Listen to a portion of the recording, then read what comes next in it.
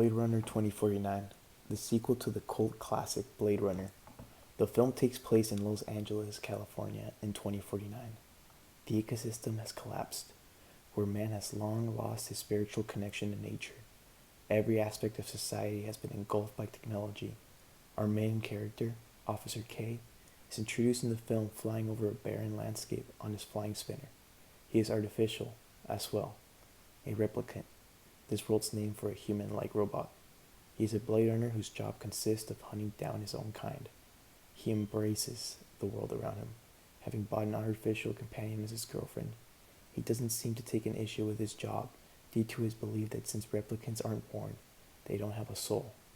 In the film, he states, "To be born is to have a soul, I guess." After retiring a replicant that has gone rogue at the beginning of the film, we discover a piece of long-lost nature, a flower, and news that could send the world into chaos. In the film Blade Runner 2049, technology has taken over nature completely. Roger Deakins brings out this theme of technology versus nature by showing vast shots of the world our characters live in. There are little to no green fields or wildlife. We are shown a hard landscape that consists of enormous skyscrapers, deserts, or massive landfills. One of my favorite shots in the film is our first introduction to Los Angeles in 2049. It's dark and raining, with a giant seawall that has been built to contain giant waves from crashing into the city, likely caused by global warming. Compared to the original Blade Runner, it's an environment that has been ravaged by human greed. Director Denis Villeneuve clearly describes it perfectly when he told production designer Dennis Garner that it's a harsher environment. The world has gotten much more demanding. This theme of nature versus technology shown in the world of the film also goes into a more resounding theme of the soul. Are humans the only ones to have them, or can something we deem artificial contain one as well? When it's discovered that a replicant has given birth, there's a flower and dead tree up over the coffin where the replicant has been buried. This connects both themes of nature and our question of whether replicants can have a soul. One of Earth's biggest mysteries is the mystery of the soul. In nature, there seems to be a dualism between matter and what moves it, the tangible and the intangible.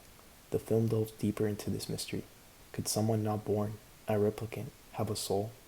In The Birth of Death of Meaning, Ernest Baker explains that because of this self-reflexivity, the true and obvious inconsistency between the inside of his body, his thoughts and emotions, and the outside, man discovered and elaborated. Language gave us the ability to give us a symbolic body, a soul. This instilled in us the conviction that we are special, distinguished us from the rest of existence. We claim to have a soul and assume that we are the only ones with it. We are in reality someone split in two, the self and the body, the one hidden, the other open. Kay's favorite novel, which he recites quotes from during his baseline test, Pale Fire by Vladimir Nabokov. In the story, a poet sees a tall white fountain during a near-death experience. He seems to give no meaning to what he witnessed until he reads about a woman that has seen a similar tall white fountain. Similarly, Kay sets out to find the meaning of his memory which he once found meaningless. The desire to interact extends beyond interpersonal relationships to a broader, more basic level, a desire to have a genuine position in the world and not be alone. After being told by Dr. Anna Stelline that his memories are real, Kay starts to believe that he has a soul. Similar to the novel Pale Fire, the poet and Kay discover that there has been a misunderstanding in their dreams. The poet discovers that the magazine made a spelling mistake. The woman saw a mountain, not a fountain. Kay is faced with the realization that he is not a miracle child, but Dr. Stelline, who implanted him with the memories. Similarly, the soul is nothing in and of itself. It was only after we gave it a definition that it became meaningful. The self is abstract, not real.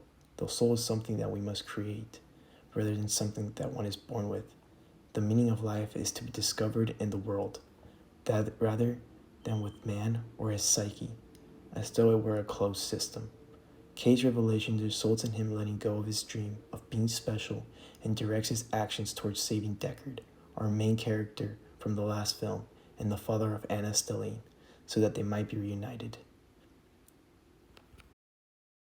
Ultimately, Our main character's construction of meaning is determined by the people they encounter, the things they care for, and the causes they feel are worthwhile. Similar to the first film, Blade Runner 2049 failed to excel at the box office, with it being financially being considered a box office flop. Despite this, I believe that this film classifies as a high culture on the skyscraper model. Its themes and meaning can resonate with all of us on a spiritual level. This film discusses challenging themes such as technology and what it means to be human. This lands it in the subway map module between challenging and innovative. The film discusses themes that will be relatable for years to come and can even question people's views on life's meaning. I believe that compared to the original, these films and themes and story expands on them without being a noticeable cash grab. It's an art form that will leave viewers with different opinions on what it's attempting to say with its visuals and story. In terms of improving the film, I rarely had any criticisms on it, rather than some viewers could find it bleak, slow, and boring. Other than those minor critiques, there's plenty of showmanship and production that other directors and producers could be inspired from. The story is new and refreshing. It makes the viewer expect that the story with Case is going a certain way, and then turns the story upside down and takes our main character through an arc that is rarely utilized in upcoming films.